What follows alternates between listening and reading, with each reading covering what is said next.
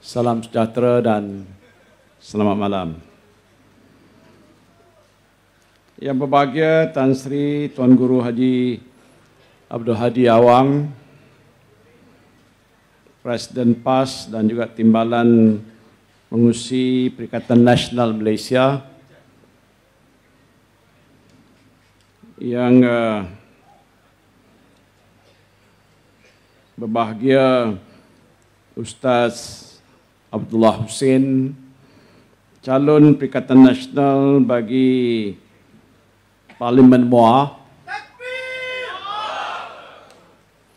Datuk Dr. Mahfuz,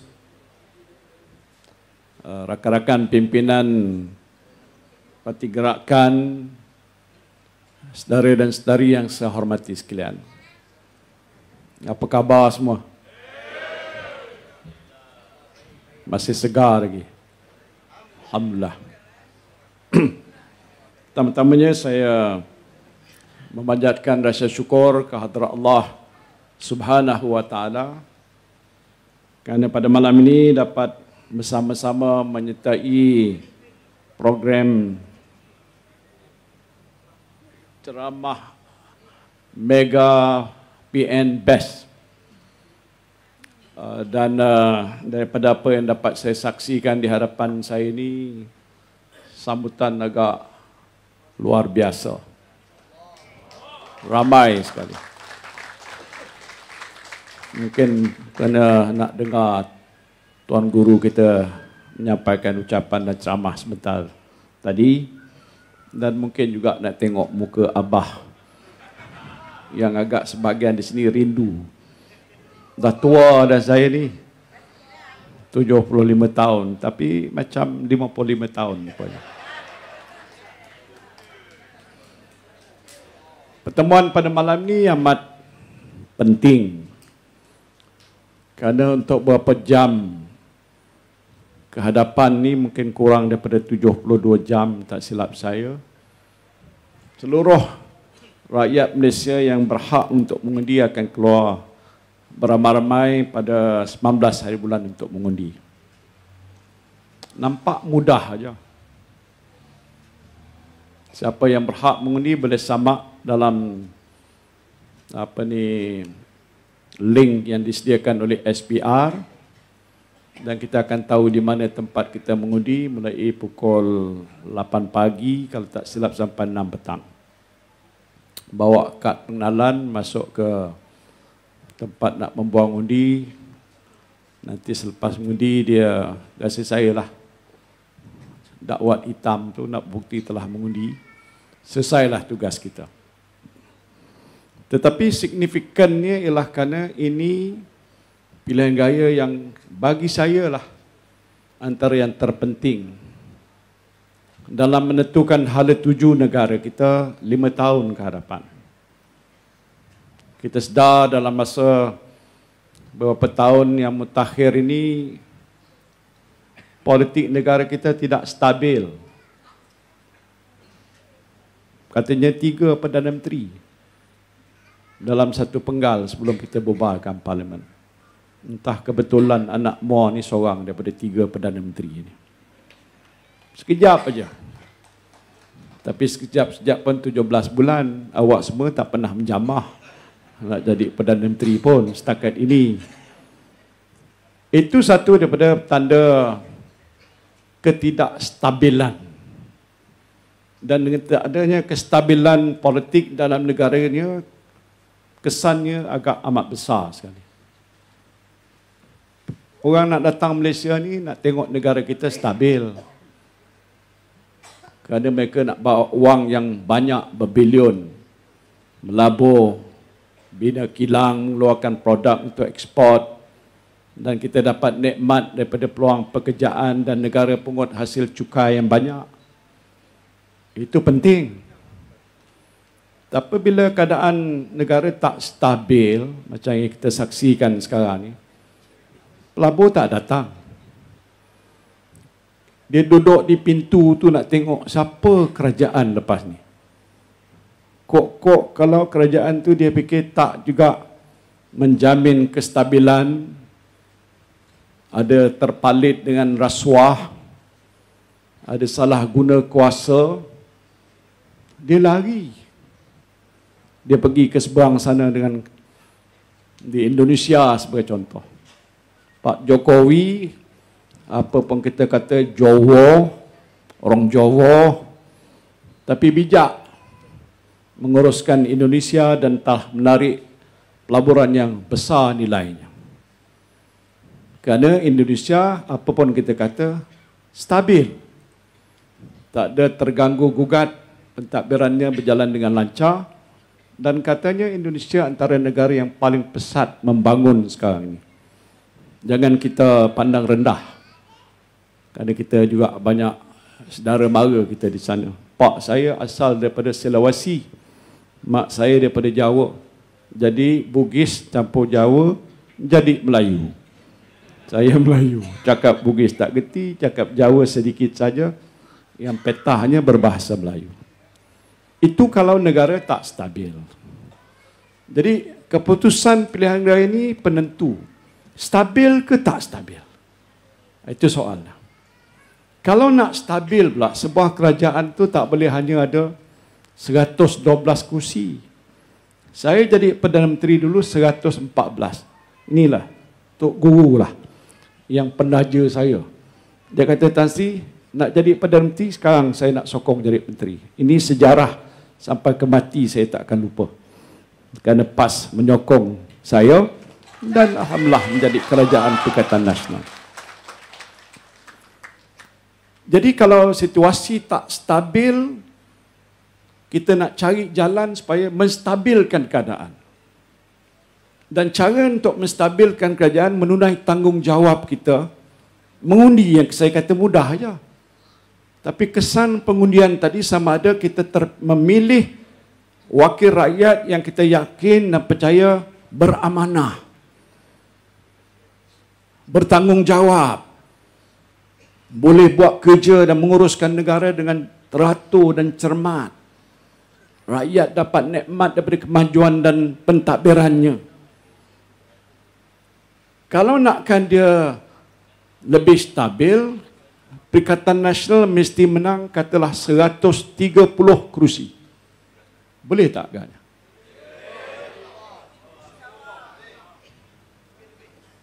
Kita masuk bertanding 171 kerusi kalau tak silap saya. Kita nak doa menang 130 kerusi. Mudah-mudahan malam ni Allah turunkan rahmat. Dan doanya kita ini dengan hadirnya ulama-ulama yang ada di pentas ini dimakbulkan oleh Allah Subhanahu wa taala. Jadi itu antara perkara yang penting. Kalau Tuan Haji Abdullah seorang saja menang kat Muar lawan budak muda tu. Nama dia Said Sadiq. Ini anak didik saya. Haji. Cerdik. Waktu awal-awal dulu dia tidak masuk politik pun. Saya cerita sikit je lah. Dan waktu saya tubuhkan bersatu, saya tengok anak ni bagus. Saya kata, ta'al, datang sini. Jangan pergi ke London dulu belajar kat sana. Duduk sini. Dan saya nak lantik kamu jadi ketua pemuda bersatu. Itu mukaddimah dia lah, permulaan satu journey untuk masuk politik. Entah macam mana lepas tu, macam-macam lah terjadi. Dia terkeluar daripada bersatu. Dia kata nak tubuh parti muda ni. Nama muda. Dia tanya saya boleh tak tubuh? Pasal dia rehat saya ni sebagai bapa, kata dia. Sampai hari ni pun, hari tu dia hantar saya WhatsApp mendoakan saya menang di Pagoh. Saya pun begitu juga.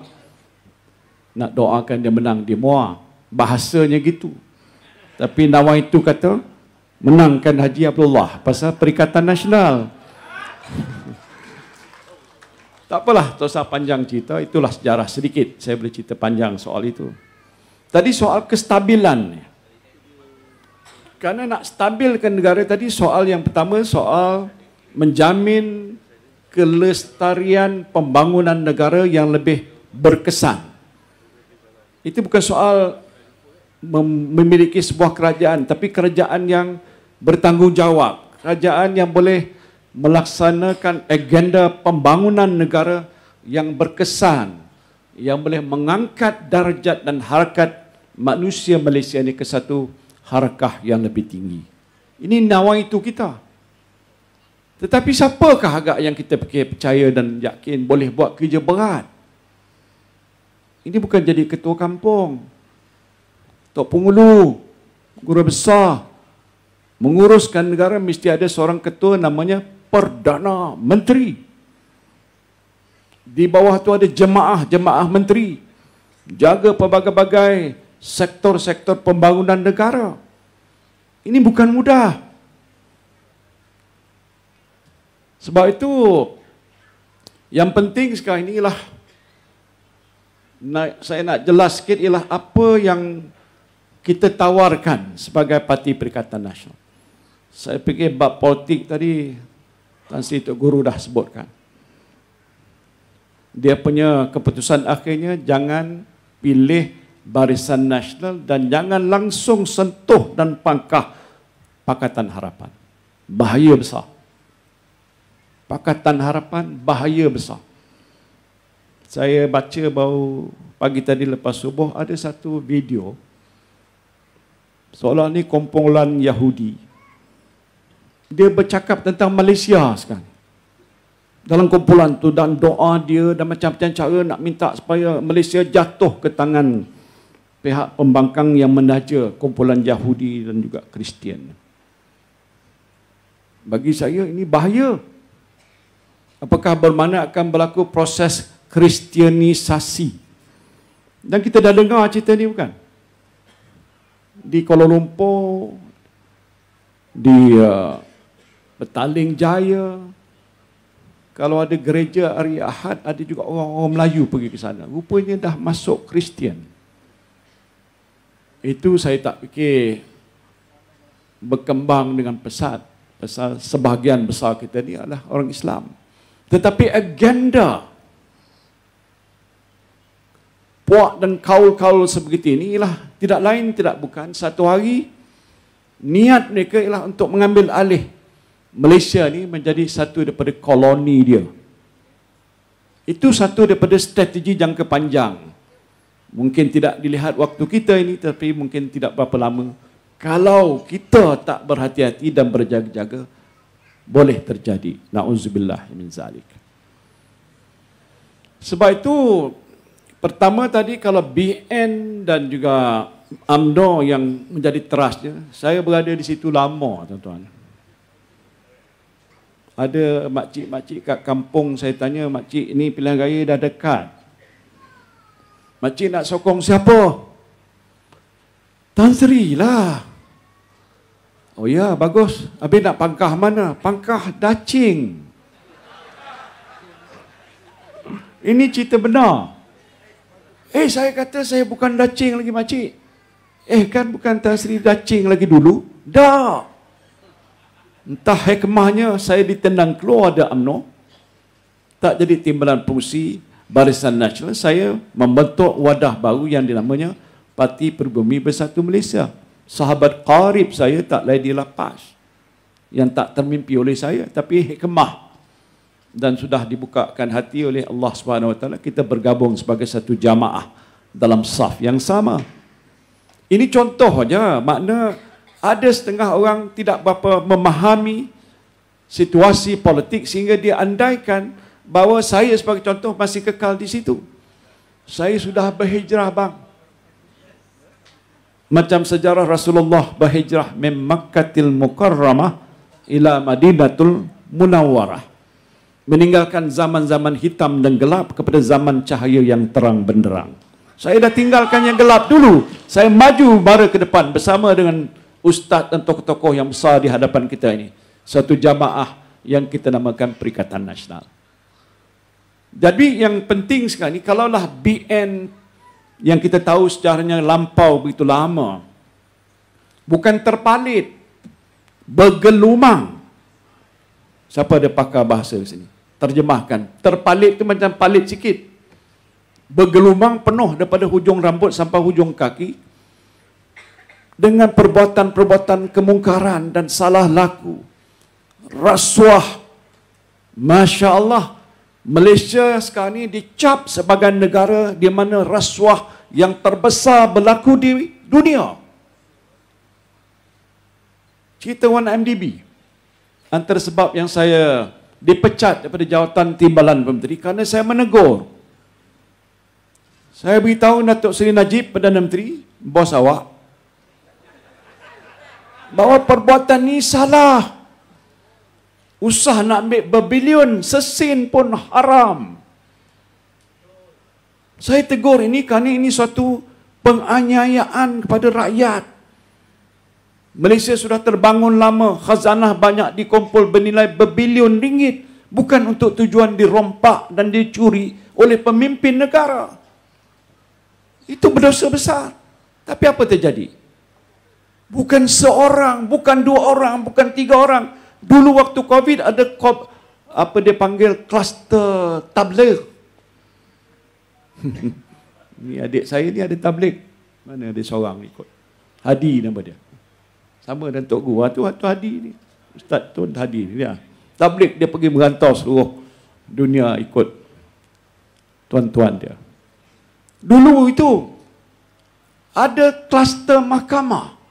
Saya jadi Perdana Menteri dan mempengusikan mesyuarat Majlis Keselamatan Negara waktu itu, bincang macam mana nak menguruskan COVID. Tapi kan ini bukan soal nak menguruskan COVID, itu satu bab cerita yang lain. Tapi menguruskan masalah kes-kes yang berlaku disebabkan oleh pemimpin daripada UMNO dan Barisan Nasional yang sudah begitu teruk terlibat dengan kes rasuah. Sedang dibicarakan. Naik turun. Yang satu kes SRC dah selesai. Dia rayu, didapati bersalah, masuk ke Kajang, duduk sana selama 12 tahun. Penjara 210 juta denda. Saya tak pernah dengar dalam sejarah dunia macam itu sekali. Berlaku di Malaysia. Kes 1MDB dibicarakan sekarang belum selesai lagi. Ada kes yang dikaitkan dengan Presiden UMNO Zahid Hamidi. Belum selesai lagi. Itu yang cerita Tok Guru tadi, bawa fail bertimbun-timbun. Kes dia saman saya pasal saya kata bawa fail ni ada di mahkamah. Tapi peguam saya kata, tak apa Tan Sri boleh cerita pasal ada dalam affidavit saya ada. Termasuklah nama Tuan Guru yang menjadi saksi kepada perbuatan Zahid Hamidi. Bawa fail bertimbun-timbun nak rayu supaya saya campur tangan menggugurkan kes kesalahan dia. Bolehkah? Tak boleh. Dia fikir sebagai Perdana Menteri ini cukup kuasanya. Boleh buat apa-apa saja yang sesuka hati saya. Tak boleh. Saya mengangkat sumpah sebagai Perdana Menteri. Wallahi, wabillahi, watallah, saya Muhyiddin Yassin yang sekarang ini menjawat jawatan Perdana Menteri akan mendokong prinsip-prinsip sebegini. Satu, perlembagaan negara tidak akan melakukan rasuah, salah. Itu ikrar. Ikrar orang Islam yang bermula dengan wallahi, wabillahi, watallah ini berat. Jangan main. Jadi bila dia desak saya tak boleh tunduk. Akhirnya dia sebab saya tak boleh tunduk pada tekanannya, dia tarik sokongan pada saya jatuh dan berhenti sebagai Perdana Menteri. Tak apa. Kok mana tahu lepas pilihan raya, Allah kata kau jadi Perdana Menteri ke-10, kun fayakun. Jadilah. Manalah tahu. Tapi tak apa. Jadi pokoknya kalau dah ini masalah, kalau Pakatan Harapan, saya ada sedikit pengalaman. Berapa lama? 22 tahun. 22 bulan. Masya Allah. 22 bulan. Saya menjadi Perdana Menteri 17 bulan. Lama juga rasanya. Tun Mahathir jadi Perdana Menteri kali kedua 22 bulan. Kami duduk di situ awalnya bukan kerana apa. Kerana nak menentukan kleptokrasi jatuh. Kalah UMNO dan Barisan Nasional dan tumbanglah Najib. Jadi hasrat kita tak tercapai. Tetapi lepas tu duduk sebagai sebuah kerajaan. Ada jemaah menteri. Saya ada duduk dalam jemaah menteri ni tuan-tuan, hampir 40 tahun. Masa zaman Tun Mahathir, lepas dia berhenti, ganti dengan Datuk Seri Abdullah. Lepas tu Najib Perdana Menteri. Saya duduk dalam jemaah menteri. Tapi bila saya berada dalam jemaah menteri Pakatan Harapan di mana DAP ada bersama-samanya, tekanan cukup hebat. Langsung tak nak menghormati hak orang Melayu dan Islam. Guan Eng jadi Menteri Keuangan. Tak pandai nak menguruskan wang negara. Duit yang kerajaan peruntukkan untuk Equinas, iaitu agensi yang kerajaan tubuh untuk membantu membangunkan aktiviti ekonomi, menjana pendapatan besar supaya orang-orang Melayu dapat menguasai ekonomi secara lebih berkesan. Dia nak ambil duit tu dia nak ambil, keluarkan. Dia nak gunakan untuk tujuan lain. Datuk Seri Azmin sebagai Menteri Ekonomi jumpa Tun Mahathir, beritahu, Tun, tak boleh. Ini untuk orang Melayu, Bumi Putra. Kenapa Guan Eng nak buat begitu? Nasib baik ada intervensi daripada Datuk Seri Azmin Ali, Menteri Bersatu dalam jemaah menteri pada waktu itu. Saya bersama beliau. Saya jadi Menteri Dalam Negeri. Menteri Dalam Negeri ni apa kerja? Tangkap orang yang salah. Tetapi nak mengawal supaya negara kita ni selamat. Keselamatan lebih terjamin, tidak tergugat, diganggu oleh mana-mana anasir jahat. Menjaga ketenteraman awam. Itu tanggungjawab. Tapi bila berada dalam jemaah menteri di mana wakil-wakil DAP itu utamanya, siapalah tuan-tuan tahu sebab desak supaya saya hapuskan akta hasutan. Akta hasutan ni telah ada lama dah. Kerana waktu belum ada akta tu, orang boleh mencerca raja, menghina agama Islam, tak menghormati hak Bumi Putra dan kaum-kaum yang lain. Macam-macam perkara yang dilakukan yang boleh membangkitkan kemarahan. Dan kalau marah orang Melayu itu jadi satu porak-poranda bergaduh antara kaum, bahaya untuk negara kita. Jadi akta hasutan penting untuk menentukan negara kita ni aman dan selamat. Guan Eng minta supaya saya hapuskan akta itu. Ini keputusan dalam mesyuarat jemaah menteri. Saya tubuh satu jawatan kuasa, suruh meneliti apakah mungkin boleh dan sebagainya. Jawatan kuasa membuat cadangan tak boleh. Bukan saya sebagai menteri buat guna kuasa sebagai menteri dalam negeri membuat keputusan itu, tapi diperakukan oleh jawatan kuasa khas kepada saya sebagai menteri dalam negeri, mengata tak boleh. Pasal apa? Kalau nak hapus, sedangkan akta itu ada di situ untuk melindungi hak raja, kami kena pergi menghadap majlis raja-raja. Dan tentu majlis raja-raja tak bersetuju. Apalagi kalau nak berjumpa dengan banyak pihak-pihak yang menjaga kepentingan Melayu Islam dalam negara, dan ketuanya ialah tidak lain tidak bukan ialah raja-raja Melayu yang melindungi Islam, yang menaungi Islam di negara kita. Mereka juga tidak akan setuju. Macam mana desakan datang daripada DAP terutama untuk tuntut supaya akta ini dihapuskan? Wah, saya boleh cerita macam-macam lah. Waktu PH mementadbirkan negara, kita dengar macam-macam cerita. Seolah-olah macam sudah ada satu kebebasan baru bagi bukan Melayu dan Islam untuk berbuat apa saja yang mereka suka. Betul, mereka bebas. Tapi kebebasan itu ada had dan ada batasan. Tak boleh buat dan melanggar sehingga menimbulkan satu kemarahan yang boleh mencetuskan pergaduhan kaum. Tengok apa berlaku tahun 1969. Saya waktu itu belajar di Universiti Melaya. Duduk di Kuala Lumpur dengan abang saya, Tan Sri Aziz. Pernah jadi ketua bahagian UMNO di Muar. Saya waktu itu di Universiti Melaya. Saya lihat dengan mata kepala sendiri pergaduhan, pertempuran orang Melayu dan Cina dan India. Bawa parang di depan rumah saya berlalu. Saya ingat sampai sekarang. Doa tak akan berlaku lagi macam itu. Tapi kalau tindakan yang DAP buat sampai begitu, tak tahu langsung nilaian. tentang hak kedudukan agama Islam, Sultan, Raja-Raja, orang Melayu dan orang bukan Melayu ada hak masing-masing. Kenapa dia nak bertindak begitu? Dia fikir apa? Dia sudah ada kuasa dan kerajaan, dia boleh buat sesuka hati? Tak boleh. Habis tuan-tuan nak sokong Pakatan Harapan. Nak sokong lah. Saya nak bagi amaran. Saya tiap-tiap malam ni sebelum nak hari nak mengundi ni, saya takut. Ada kononnya berita PS dah dapat banyak kerusi. Siapa kata? Rafizi. Yang dok tuduh Tuan Ibrahim, Tuan Man ni macam-macam hal. Fitnah. Sengaja difitnahkan. Pasal nak cari undi dan sokongan atas dasar konon dia boleh menang dan berbentuk kerajaan. Jadi dia menakut-nakutkan. Saya fikir ini kalau betul berlaku ni nyaya lagi. Bukan nyaya biasa. Nyaya luar biasa. Jangan bagi undi. Satu pun.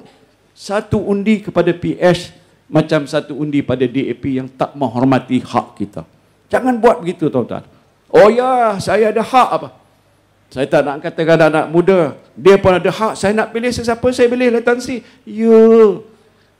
Anak-anak muda yang ada hari ini mungkin baru nak memahami politik. Kita tak salahkan mereka. Ni dah ada umur 18 ni. Kat mana dia nak undi? Ha? Nak buang kat mana undi tu? Beritahu anak-anak kita, kalau nak selamat, jangan pilih PS. Kalau hari ini nak selamat, jangan pilih Barisan Nasional, pilih Perikatan Nasional. Betul tak?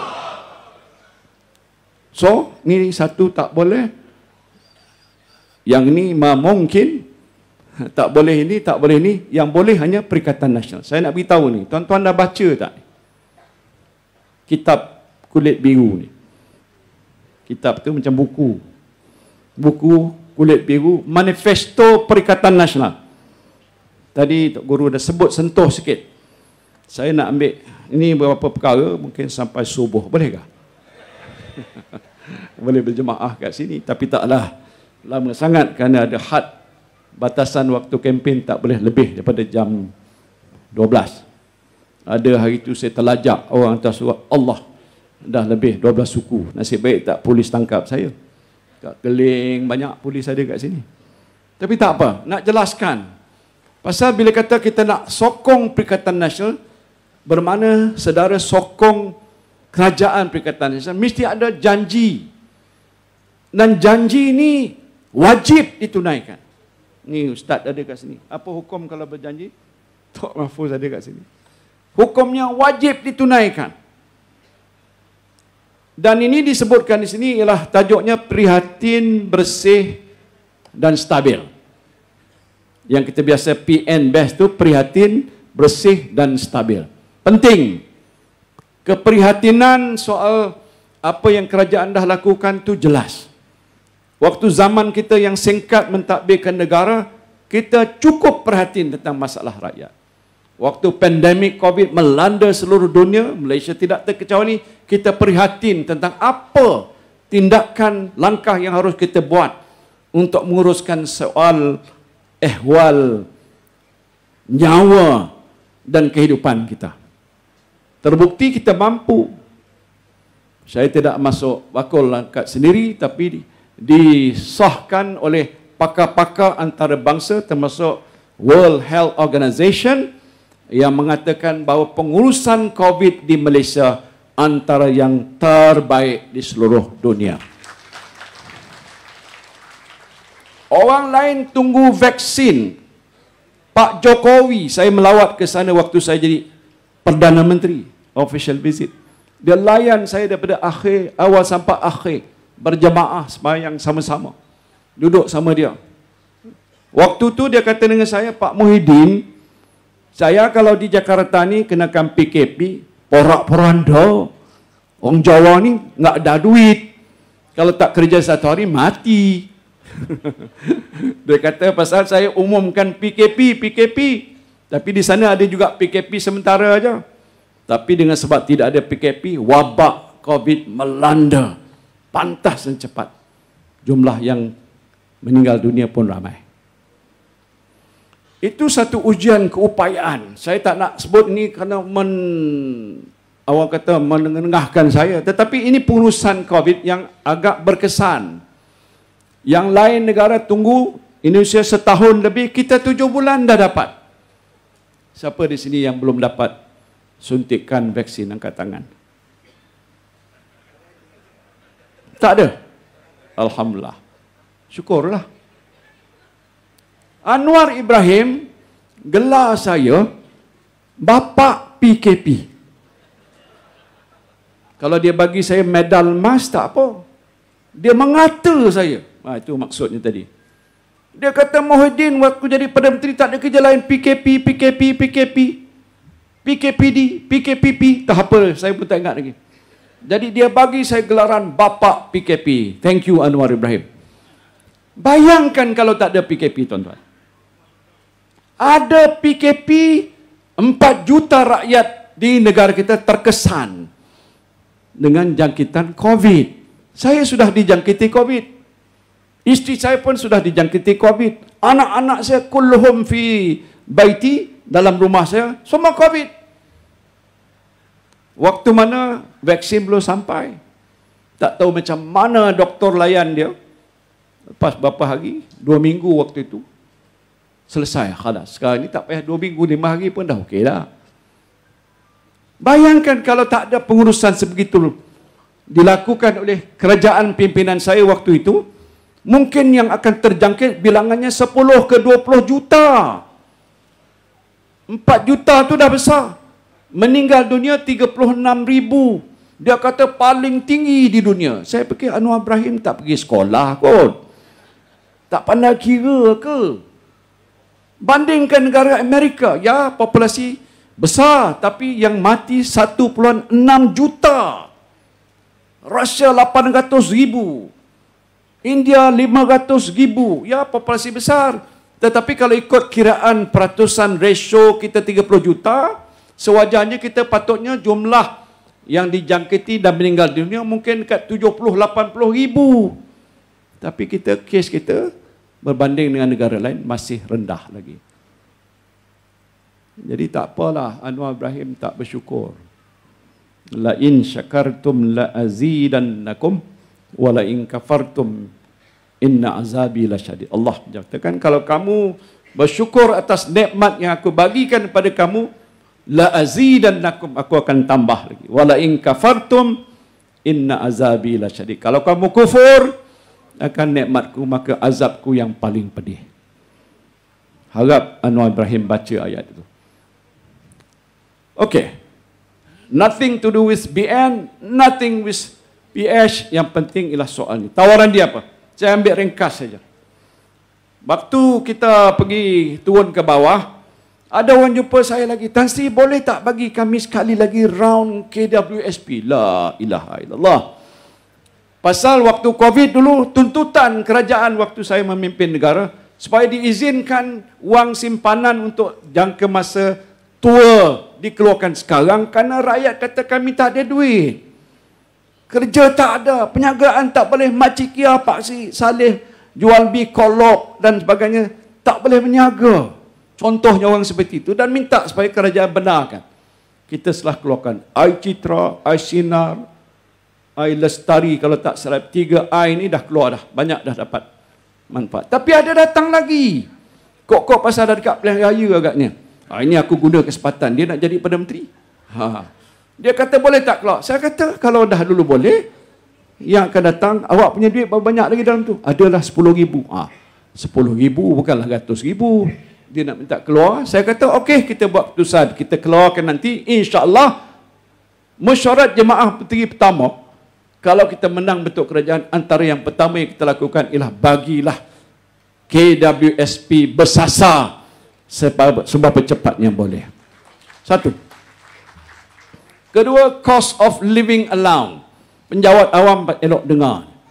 Ini dibayar oleh kerajaan untuk meredakan soal tekanan hidup disebabkan oleh inflasi. Sekarang antara perkara yang terbeban di atas kepala kita ialah masalah kos sara hidup. Apa yang tak naik sini? Kat Parit Jawa, Bukit Mo ni, Muar ni, Johor ni, apa tak naik? Semua naik. Pasal tuan-tuan dulu sokong Barisan Nasional, barang naik. BN barang naik, barang naik, barang naik. PRN itu pun pilih BN, barang naik. Tak ada dengar apa barang turun. Harga ayam yang pun patutnya stabil naik juga. Pasal bahan makanan ayam terpaksa import daripada luar negara disebabkan ada berlaku peperangan Ukraine dan Rusia, terjejas rantaian bekalan dan bahan-bahannya sudah meningkat harga. Maka bawa ke Malaysia nak bagi ayam makan, ayam pun makan, harga ayam sudah naik lebih tinggi daripada biasa. Itu satu, masalah inflasi. Jadi kita bagi kola. Kita kata kalau kita naik jadi kerajaan, semua pegawai kerajaan yang layak mendapat kola, naikkan kepada lebih RM100 daripada yang sedia ada. Dah berpuluh tahun tak naik.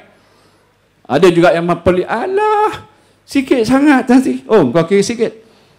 Berapa penjawat awam yang layak mendapat kola? Kalau digandakan dan jumlah RM100, berapa ratus juta yang kerajaan kena. Tetapi setidak-tidak permulaan. Kalau selepas ekonomi kita sudah bertambah baik, pendapatan negara meningkat dan bertambah, saya tahu soal itu kerana saya menguruskan juga keuangan negara, maka mungkin kita akan tambah lebih banyak lagi di masa akan datang. Kemudian dalam waktu COVID yang kita masih hadapi sekarang, walaupun dah reda, jumlah orang kita yang jatuh miskin dah bertambah, Pak Ji. Dulu dikata bottom 40, bawah 40% yang miskin, yang tegar, yang tak ada pendapatan apa-apa yang cukup nak menyara keluarga. Sekarang lepas COVID, naik 40% kepada 61% orang miskin. Tengok kalau di Pek Jawa ni. Kalau ada 10, 6 orang tu garanti tak ada cukup pendapatan. Tertekan lagi dengan sebab masalah kos hari hidup yang tinggi. Masalah inflasi yang melambung. Jadi kita cadang ke sini supaya kita wujudkan satu agensi. Ini dibuat di Australia. Bermakna kalau dalam kalangan penduduk kita di sini jatuh miskin, dulu sekarang ni dia mungkin miskin. Mudah miskin ada diistilahkan. Lepas tu dia jatuh miskin, sistem ni akan dapat kesan dia supaya dalam tempoh yang cepat orang seperti ini boleh kita bantu dengan bantuan-bantuan yang tertentu. Itu langkah yang kita nak buat. Moratorium tadi yang saya dah sebut. Apa makna moratorium? Tangguh bayaran bank. Sebahagian kita ni meminjam wang pada bank untuk berniaga. Beli rumah pun pinjam duit pada bank. Mungkin sebahagiannya ialah untuk ikut syariah compliant. Tak apa. Ataupun kita beli kenderaan. Biasa orang beli kenderaan tak ada yang bayar cash. Kena ambil finance daripada finance company dan sebagainya. Bila masa pandemik COVID, bank tuntut supaya bayar. Kita tak ada berniaga. Hasil pendapatan tak ada. Sekarang pun, walaupun ekonomi dah buka balik, perniagaan belum lancar. Siapa sini berniaga? Toki berniaga tak? Tanya orang berniaga. Dia kata, beritahu saya, Tan Sri, thank you dah buka ekonomi. Tapi saya belum boleh berniaga. Kenapa? Kerana permintaan barang saya tak cukup. Pekerja tak ada. Macam-macam cerita. Habis bank minta saya bayar. Kalau saya tak bayar, tak lama saya bankrupt. Apa kita boleh buat? Sebab tu waktu zaman COVID, saya bagi moratorium. Moratorium ni tak kena duit apa-apa. Kerajaan tak payah keluar. Yang keluarkan duit bank. Kalau duit bank, kalau kata-kata nak moratorium, bank negara aja lepas Menteri Keuangan bagi arahan, beritahu pada bank, bank jangan ambil duit. Tempohkan 6 bulan, lepas tu barulah pungut balik. Bank tak rugi.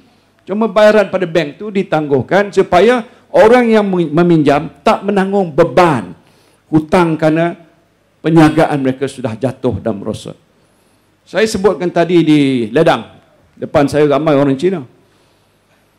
Kalau kita dalam pentadbiran yang lepas bersikap anti sesuatu kaum, maka tentu kalau di waktu susah tu saya kata, engkau ni Melayu ke Cina? Muka macam Cina, engkau dapat dulu. India, lambat dulu. Menteri Pengangkutan Presiden MCA dalam ucapan akhir sebelum saya menghadap Agong menyerahkan surat letak jawatan, kami bagi peluang pada semua menteri-menteri untuk bagi ucapan pendek nak menyatakan apa pandangan mereka. Wee Ka Siong yang juga bertanding sekarang ni di Air Hitam, ya, menyatakan, dia kata, "Sir, this is the first cabinet that I have been in where nothing is discussed about race. Maksudnya ialah inilah jemaah menteri yang dihadir dan dalam kabinet banyak dia sudah hadir, di mana isu berkenaan dengan kaum tak pernah kita bincangkan. Apa maknanya? Kita tidak melihat pada bulu.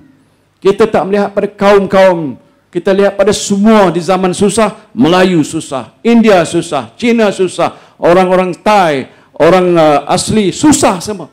Kita bantu semua. Ini konsep adil. Dalam Islam itu penting. Buat sesuatu secara yang adil. Kita buat. Jadi kalau begitu sekarang ni bila soal moratorium, ini antara perkara yang pertama yang nak buat. Nak menyediakan 1 juta peluang pekerjaan baru. Penting. Dalam tempoh COVID, saya create 530,000 peluang pekerjaan. Dah jenuh nak tepuk tangan dah malam. Letih lah agaknya. Saya kata kalau pilih Perikatan Nasional, kita sediakan 1 juta peluang pekerjaan baru. Berpendapatan tinggi. Bukan macam kerja-kerja buruh kasar. Itu perlu ada. Tapi yang nak create ialah kerja-kerja yang berpendapatan tinggi supaya anak-anak kita yang keluar daripada universiti lulus jadi engineer ataupun jadi arkitek ataupun jadi doktor, bekerja di swasta dan kerajaan, pendapatannya adalah lebih tinggi daripada apa yang ada sekarang. Itu penting bagi kita. Saya cadangkan dalam manifesto ini. Ini semua ada kaitan. Kita keluarkan satu kad prihatin nasional. Apa tujuannya? Untuk memberikan akses kepada perkhidmatan kesihatan. Siapa di sini yang sihat tak pernah sakit? Angkat tangan. Semuanya. Kadang-kadang sihat, kadang-kadang tak sihat. Biasa kita pergi doktor, pergi klinik, pergi hospital. Belum ada lagi tawaran sebegini dibuat oleh mana-mana kerajaan. Kita PN nak tawarkan. Kad prihatin nasional. Saudara boleh pergi ke mana-mana hospital awam dan swasta dapat rawatan secara percuma. Jadi saya sebut ni nak ingat bila nak pangkah tu ada tawaran ni, kau tak pangkah tak saru, aku tak menang tak dapat apa-apa tu. Ada masalah juga waktu susah ni, mak bapak nak bayar kos pengangkutan pun anak-anak pun tak ada duit. Saya tawar ke sini. Perkhidmatan bas sekolah dan pusat penjagaan percuma.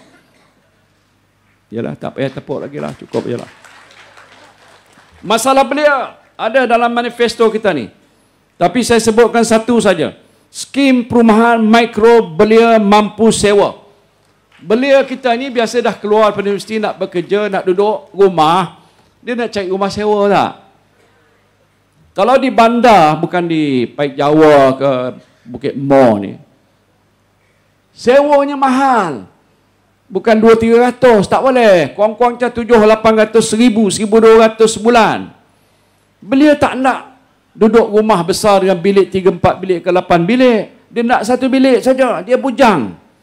Jadi kita fikir itu satu tawaran yang sesuai. Kita kata kalau ada keperluan anak muda, kita sediakan skim mikro untuk perumahan belia yang sewa dengan kos yang tidak terlalu mahal. Allowance pelajar yang menjalani latihan amali praktikal di sektor awam, kita naikkan 1,200. Mengurangkan bayaran balik pinjaman PT-PTN, 25% kita bagikan diskaun. Insentif khas bernilai RM1,000 pada pekerja sektor ekonomi gig. Gig ekonomi yang melanjutkan pengajian dalam kursus terpilih di institusi pengajian tinggi yang diiktiraf. Kita bagi dia bantuan RM1,000. Tawaran untuk wanita, kerana tanpa wanita siapalah kita. Sebab itu kita tawarkan antara lain itu mana yang dah sedia ada kekal, tambahan pada yang sedia ada, iaitu dana nita wanita bangkit berniaga. Kita nak wanita jadi usahawan yang berjaya. Dia boleh dapat bantuan pinjaman tanpa faedah sampai maksimum RM20,000. Maknanya kalau orang di sini nak berniaga, dia boleh mohon dapatkan pinjaman dan tak dikenakan apa-apa faedah. Itu tawarannya agak menarik. sokongan, sistem sokongan pada wanita, intervensi untuk memastikan sasaran wanita dapat 30% dalam pekerjaan sektor awam dan swasta. Dah ada dasar tapi tak berjaya dilaksanakan. Kita nak buat begitu. Pelepasan cukai tambahan RM1,000 pada semua wanita yang bekerja. Kalau wanita bekerja ada pendapatan, kita potong RM1,000, jadi tak dikenakan cukai di atas pendapatan RM1,000 yang disebutkan tadi. Warga emas. Siapa di sini usia 60 tahun ke atas? Angkat tangan. Negara kita ni dah jadi negara menua, bukan petua. Aging population. Walaupun ada lahir anak-anak yang baru di Malaysia ni, tapi yang ada hidup agak lebih panjang menjadi warga emas. Bila warga emas, kita menghadapi banyak masalah. Kita nak cadangkan tubuh satu jabatan warga emas. Nak menguruskan hal ehwal warga emas. Boleh tak? Hah? Dia warga emas. Ada. Ya.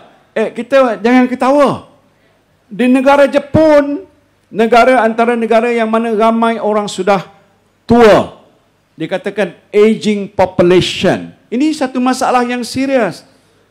Pasal hidup lama kerana zat makanan bagus, usia panjang, tapi kadang-kadang tak sihat, terlantar. Kalau terlantar dulu pergi hospital, sekarang ni ada skim yang kita kata kita hantar doktor pergi jumpa pesakit di rumah.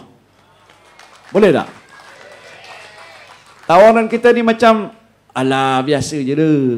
Tak ada, bukan biasa, orang tak pernah buat. Kita nak buat ni walaupun macam kecil saja tapi besar kesannya pada kita. Dan berkaitan dengan tawaran untuk orang kelainan upaya, tawaran untuk Bumiputera. Dulu ada dasar ekonomi Bumiputera. Supaya ekonomi Bumiputera ni meningkat naik 30%. Kalau saudara masih ingat dulu, 20 tahun lamanya tak sampai 30%. Hari ini sudah mengecil. Saya fikir tak sampai 12%.